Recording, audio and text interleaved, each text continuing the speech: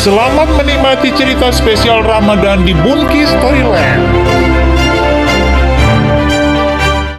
Assalamualaikum warahmatullahi wabarakatuh. Sejak kapan kalian suka menabung? Wah, kakak percaya pasti sejak kalian mengenal uang kan ya? Nah, ngomong-ngomong soal tabungan, kita bisa menabung dalam bentuk apa saja. Salah satunya berupa kambing loh. Jadi, bagaimana kalau kambing kita sakit, hilang, atau mati? Pasti sedih ya. Kalau ingin tahu lebih banyak, simak video ini sampai akhir ya. Karena Bunki Storyland akan menceritakan Membaca jejak pencurian. Yuk disimak sampai akhir. Ayah buru-buru menuju motor trailnya setelah mendapat kabar 5 kambing gaduhnya dicuri. Bukan hanya kambing milik ayah yang hilang. Kabarnya sejak hari ketiga puasa, banyak peternak yang kehilangan ternaknya. Sampai hari ini, pencurinya belum diketahui. Padahal keamanan desa Margosuto sudah ditingkatkan.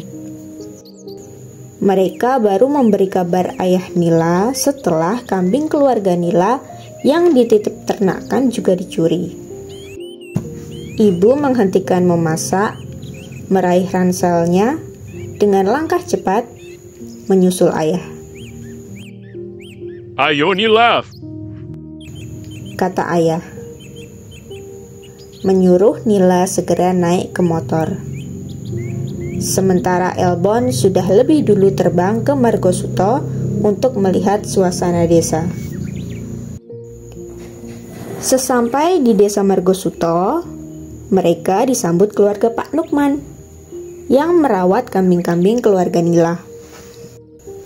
Warga Margosuto banyak yang menyediakan jasa ternak untuk keluarga yang tidak bisa merawat ternaknya. Istilahnya gaduh ternak. Keluarga Nila salah satunya keterbatasan tenaga dan waktu. Ayah dan ibu Nila punya kesibukan. Maka tabungan ternak mereka dititipkan perawatannya pada keluarga Pak Nukman. Budi mengajak Nila melihat kambing-kambing yang tersisa. Para orang tua akan merembukkan musibah ini dan mencari solusinya. Riri, adik Budi, ikut serta. Ada rahasia yang ingin kuceritakan ke kamu, Nil, kata Budi tiba-tiba dengan suara lirih. Ia juga menengok ke kanan dan ke kiri, memastikan tidak ada yang mendengarkan, termasuk Riri yang asik mengelus-elus kambingnya. Rahasia apa? Aku sebenarnya semalam melihat pencuri-pencuri itu. Hah? Nila terkejut. Jangan keras-keras. Buru-buru Budi menyuruhnya diam. Kenapa kamu gak ngomong saja ke bapakmu? Aku takut, Nil. Karena pencurinya gak cuma satu orang.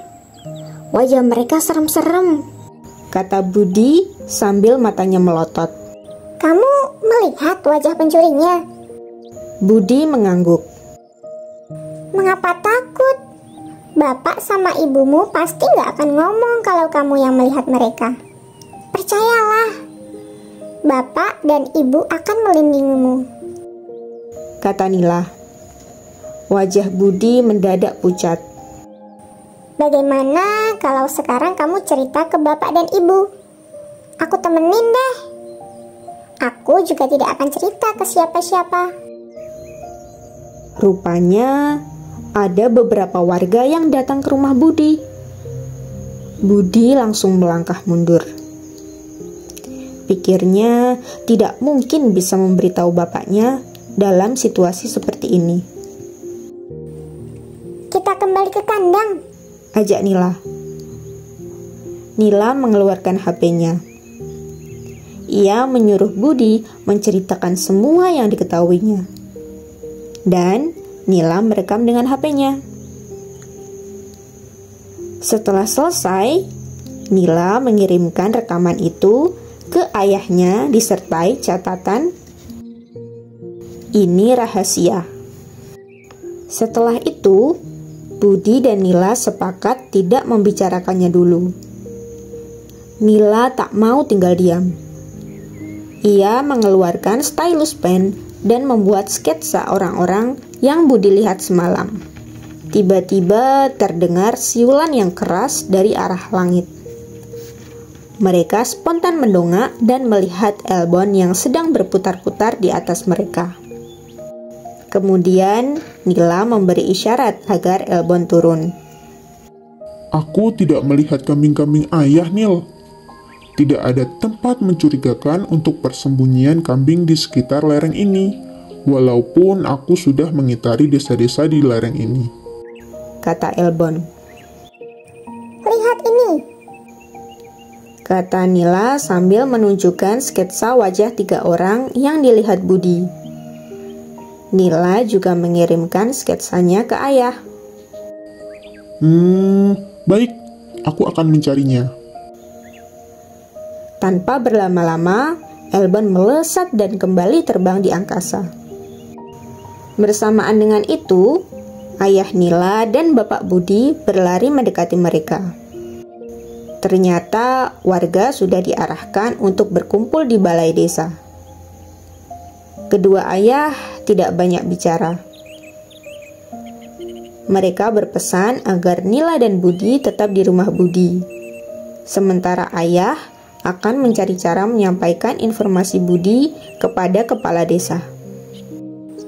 Elbon sedang mencari 3 orang itu ya. Dengan matanya yang tajam, aku yakin kok Elbon akan menemukan mereka, jelas Nila. 1 jam kemudian, lengkingan Elbon terdengar di seantero desa. Warga yang tidak mengenal Elbon tidak memperdulikannya, karena mereka sudah biasa melihat elang di gunung ini.